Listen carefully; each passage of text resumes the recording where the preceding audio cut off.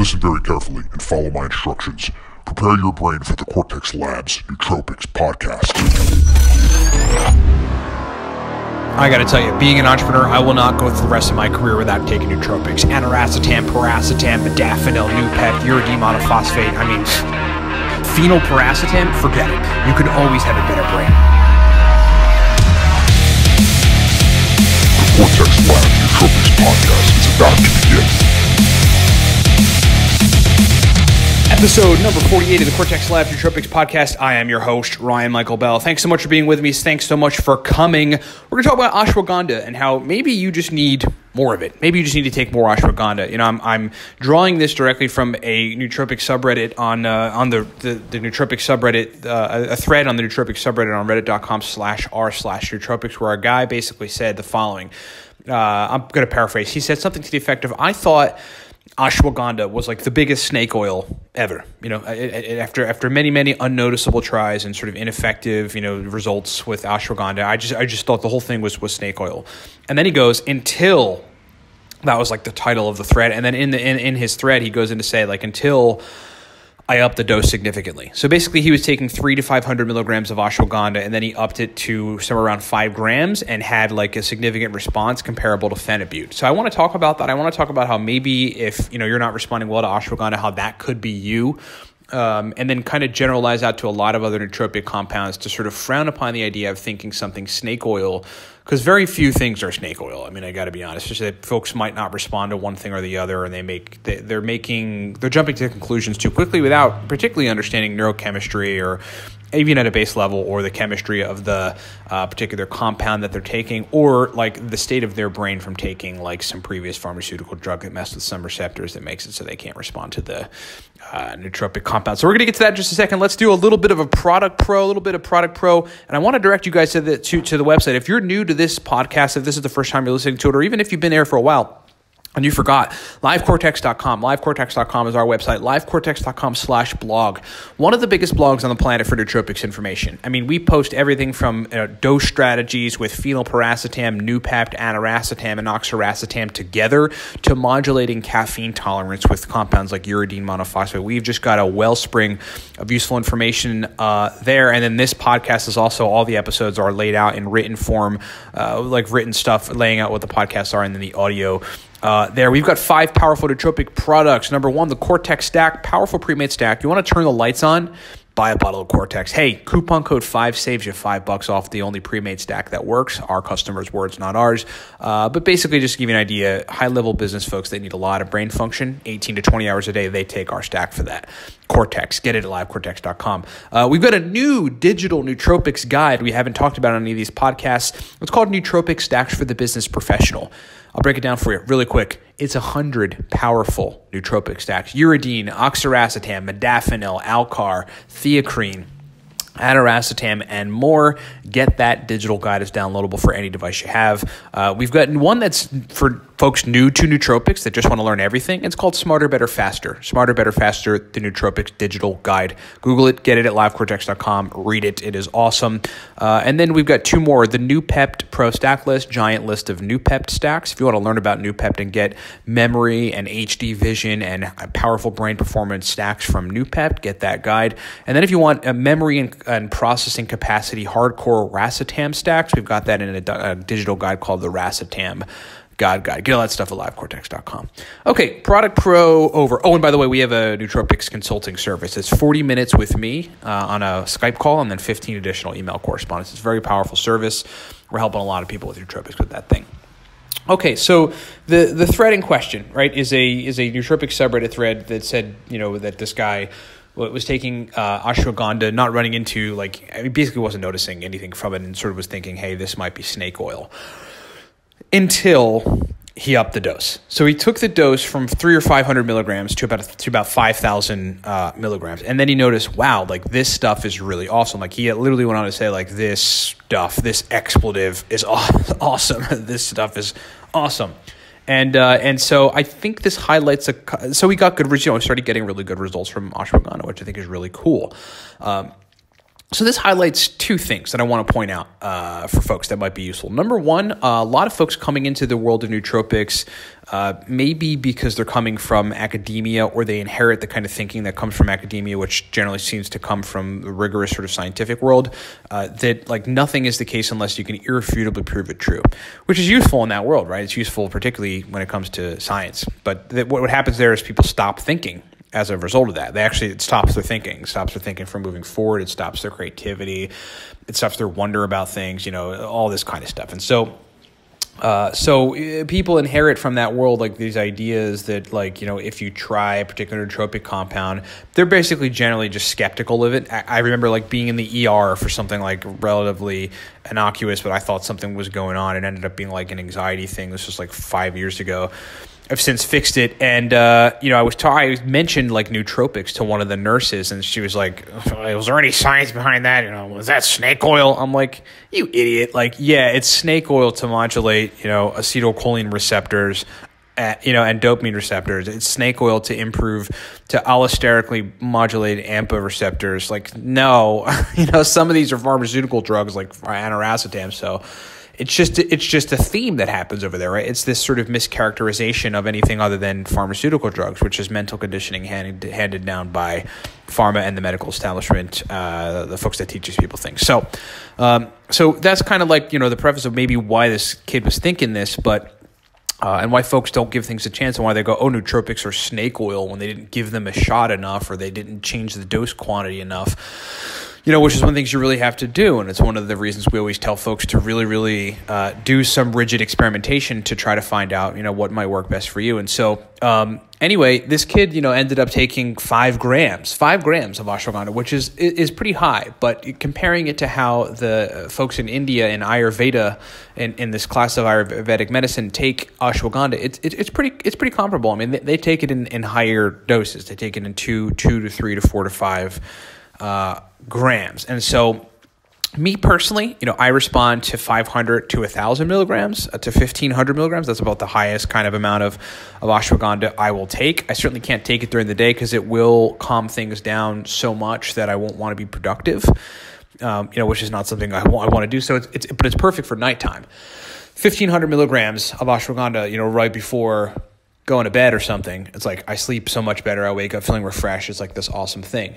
And so that's my take on it. I don't really go above it because it does make me feel, it slows things down way too much over 2 grams, for me. But this kid, his brain was different. Who knows what his history was, what kind of nootropics or what kind of pharmaceutical drugs he might have been taking in the past. I mean, we really don't know, but what we do know is that his brain responded a lot better. Right. And perhaps the level of cortisol, which is a stress hormone that ashwagandha lowers, was significantly high in him. I mean, we don't know. But he took 5 grams of ashwagandha and now got a significant response. And now says, wow, he wrote this subreddit, this thread on the Reddit, on the nootropic subreddit saying look, I thought this was snake oil. I thought nootropics were snake oil kind of in general. And now I thought ashwagandha was snake oil. I changed the dose, and now I realize it's one of the best things ever. Okay, so the first point is don't think. Most of nootropics are. I can't think of a nootropic compound, frankly, that's snake oil. I've never come across one. In one way or another, the nootropic compound affected me. And that's because I do rigorous experimentation with a particular methodology that makes sure you take the dose quantity up and down and up and down and up and up and up and certain increments to really try to discover what works well for you. I mean, I think it's just you have to rigorously experiment. But whether it was a good effect or a bad effect, there's still an effect. I mean, for me, it just is the way that it is. There's the case for people that they metabolize drugs so very quickly that they don't feel it because it doesn't stay active in their bloodstream. There's a super family of enzymes in the liver, or that have to do with processing drugs, metabolizing drugs called the cytochrome superfamily. And these are enzymes that are responsible for, modulating drugs once they get into your system and then getting them out. Well, some people's enzymes and some people's metabolic drug processes work so quickly that the drug really never stays active in their bloodstream long enough, so they don't notice it. But then they go, oh, modafinil doesn't work. That's crazy. What do you mean? People take modafinil all the time in 20 milligram quantities, and they're like, wow, this is something. In 100 milligram quantities, and wow, this is really something. So it's really going to depend on you. So there's all these different factors that folks need to take into consideration when they're taking nootropic compounds and determining whether or not they're awesome or they work. So that's the first thing. But the second major point I want to get across about ashwagandha is, you may need more of it. I think one of the biggest things that we get in the requests for nootropics consults. That's one of our biggest services. I mean, that has blown up over the last year. No one does it except for us. I've been in the game for 9 years. I just know what to do. I just know how to give people stacks. I just know how to help their brains work better. I know how to help folks, repair their brains from long-term use of like Adderall and all this stuff. And it works. The stuff works. If you're talking about neurochemistry, it's pretty black and white. A lot of it anyway. And so one of the biggest requests is like, hey, I took Phenibut and I really liked it for anxiety and depression, but I can't take it every day because the moment I stop taking it, I get this withdrawal. It makes me feel crappy and tired and hungover almost, and it's terrible. So, is there an alternative? And for folks that are in that position, that either do Phenibut or consume alcohol because of the GABA receptor modulation, because that's what's happening here. You're just binding to GABA receptors, tricking them, thinking it's real GABA. Then you go kind of into a GABA withdrawal afterwards, and that's what the withdrawal is. Ashwagandha truly might be a good alternative for you. You really might just benefit from a gram on the low end in this particular case to 5 grams of ashwagandha on the high end, powdered ashwagandha. Look, I mean, I've never discouraged folks from taking that amount of ashwagandha. I mean, it's definitely something you could do. And so I think a lot of folks that are running into this anxiety issue and they need Phenibut or they need alcohol and they really haven't been able to come off of those things, that I think high-dose ashwagandha could be pretty useful for those people, because it was useful for this person and it's been useful for a lot of people that we consult on, because we suggest ashwagandha in these quantities for a lot of people.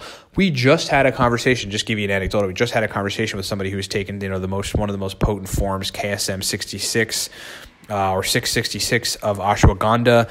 And he was only taking right around 500 milligrams. But literally, he notices that taking the ashwagandha and then not taking the ashwagandha, that the anxiety that he's dealt with for a lot of his adult life is just not there when he takes the ashwagandha. It's just not there, right? It's curved. It's under control. It's being taken care of. And then when he doesn't take ashwagandha, that anxiety starts coming back. Okay, so very powerful anecdotal, very powerful compound ashwagandha. These guys in Ayurveda, in India, like that whole class of medicine called Ayurvedic medicine, they know what is up. Okay, so if you're one of those people that maybe just doesn't respond to lower dose ashwagandha, or you're coming from the world where you've been taking Phenibut, you need to drink alcohol just to feel cool and calm, or other things, consider taking the dose up to between 2 and 5 grams of ashwagandha, okay? And once a day, just doing it like that, and then see how you feel. Then see how you respond to it, because I think if you are one of those people that requires higher doses of it, and you've needed to take like Phenibut and drink alcohol in the past just to sort of feel good, and you're trying to find a way out of it, I think for a lot of folks, ashwagandha is going to be the answer. Thanks so much for listening. That has been episode number 48 of the Cortex Labs Nootropics podcast. I am your host, Ryan Michael Bell. Check us out on the web at livecortex.com, livecortex.com/blog. Facebook. If you're on Facebook and you spend a lot of time on Facebook, we're there too, son. Facebook.com/Cortex Stacks. A lot of cool stuff there about all of this stuff, nootropics, performance enhancing, weightlifting stuff, just anything you can think of around performance enhancing. We're posting a lot of stuff there. Probiotics is something I'm truly, really getting into and wanted to talk more about, particularly the spore-forming bacteria that produce 5-HTP, which produce serotonin. It's a real big thing for me. I'm really, really into it. And so check that stuff out there. Our products, 5 products, the Cortex Stack, powerful pre-made stack. If you want to turn the lights on, and you want cognitive function that truly sort of makes you feel like the Limitless guy, like on the Bradley Cooper movie when the lights turn on. Look, get a bottle of Cortex. That stuff turns the lights on. Used by professionals, poker players, Wall Street people, those kinds of people. Cortex, get it at livecortex.com. If you want to learn 100 powerful business productivity nootropic stacks that are high level for executive function, get the Nootropic Stack for the Business Professionals digital guide. Okay, digital guide, Nootropic Stacks for the Business Professional. Google it, go to livecortex.com. It's all over the place. It's digital, so you can download it right away and get access to all the stacks. We've got powerful powerful oxiracetam stacks, powerful uridine monophosphate stacks, powerful Alcar stacks, powerful theocrine stacks, powerful aniracetam stacks, powerful other stacks. The new Pept Pro Stack list is a bunch of high-level memory and processing new Pep stacks. The Racetam God Guide is a bunch of cognitive capacity, working memory, and functional speed of processing and brain fluidity Racetam stacks. Get that at livecortex.com. And then lastly, if you're brand new to nootropics, we wrote a guide that's just for you. It's called Smarter, Better, Faster, a surgical guide to using nootropics for total mental dominance. It's digital. Get all that stuff at livecortex.com. Thanks so much for listening. Hey, coupon code 5 gets you $5 off of any of our nootropics gear. Just wanted to go into my radio voice for a second there. All right, talk to you next time.